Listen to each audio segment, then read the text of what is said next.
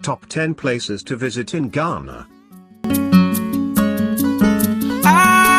Are you planning a trip to Ghana, or you live in Ghana but just want to go sightseeing? Then the top 10 places you want to visit would be. At number 10 is Volta Lake. Volta Lake is the largest man-made lake in the world. A passenger boat, the Yepe Queen, usually runs the entire length of the lake between Akasambo in the south to Yeji in the north. The trip takes about 24 hours and the boat departs from Akasambo every Monday. Passengers usually share the boat with livestock and lots of vegetables.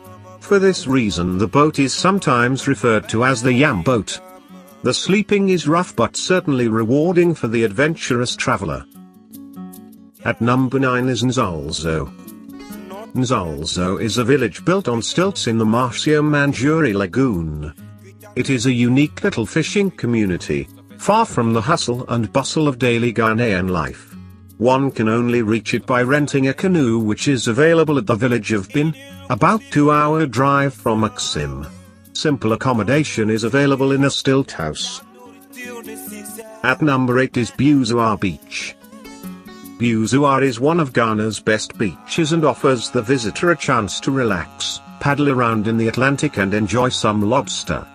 There are several hotels along the beachfront ranging from luxurious to simple. For accommodation, the African Rainbow Resort is available. It is a small family-run hotel with 12 rooms and with reasonable rates which include breakfast. At number 7 is Kumasi. Kumasi is Ghana's second largest city with a population of around 1.5 million. The Ashanti are famous artisans. Their gold jewelry and trinkets are famous throughout the world, as is their kente cloth and wood-carved stools. While at Kumasi, it's worth it if one can visit the bustling Kejisha market. If you're interested to see how the Ashanti kings used to live, check out the Manhia Palace Museum. You can meet the current Ashanti king here, as he makes an appearance to greet the public every 42 days. At number 6 is Kokrobite Beach. Ghana has some lovely beaches, but the most popular for the last decade has been the beaches around Kokrobite, including Langma. Kokrobite is a quick 20-mile or 30 kilometers bus ride from the capital Accra. One of the main attractions here is the Academy of African Music and Art, founded by master drummer Mustafa Tetiadi. The Academy attracts drummers and dancers from all over the world. One can get accommodation at the Music Academy or head to Big Millie's backyard in the village. Big Millie's has a friendly bar and restaurant where backpackers, volunteers and Ghanaian Rastafarians chill out. At number 5 is Mole National Park. Mole National Park is Ghana's largest wildlife park and is located in northwestern Ghana. Here you can expect to see buffalo, roaming antelope, elephants, warthogs, hyenas and, if you're very lucky, leopard. Lions have recently been reintroduced to the park as well. There are also more than 250 species of birds.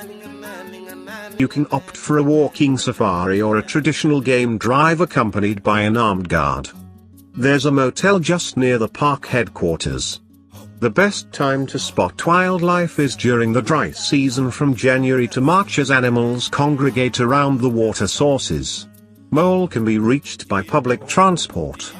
Do visit the Larabanga Mosque near the park, the oldest mosque in Ghana.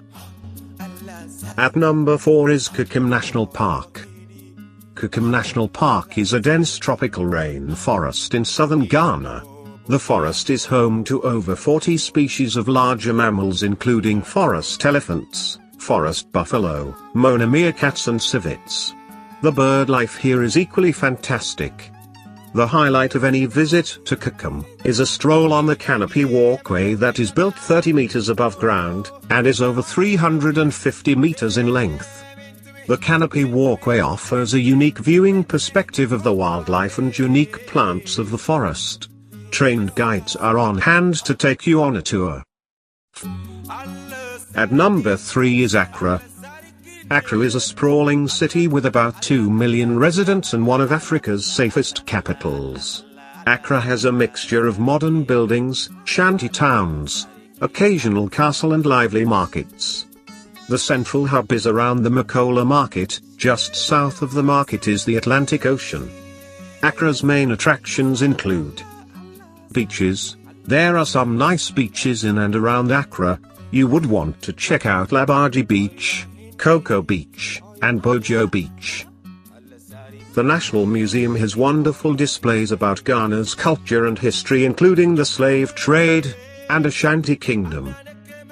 Makola Market is colorful, bustling, and you can buy absolutely everything. At number 2 is Elmina and St. George's Castle. Not far from Cape Coast Elmina is a picturesque fishing town along Ghana's coast. It is home to one of Ghana's biggest attractions, St. George's Castle. Built by the Portuguese in 1482, it was captured by the Dutch 150 years later and became the headquarters of their West Indies Company for the following 250 years. Gold exports were soon replaced by slaves, and the tours through the dungeons will give you a good idea of how gruesome a trade it was. The castle houses a small museum and guided tours are available. The stark beauty of the whitewashed castle walls contrast deeply with the dark history of this place.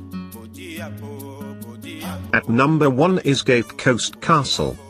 The Cape Coast Castle was built for the slave trade and is one of the most impressive of Ghana's old forts.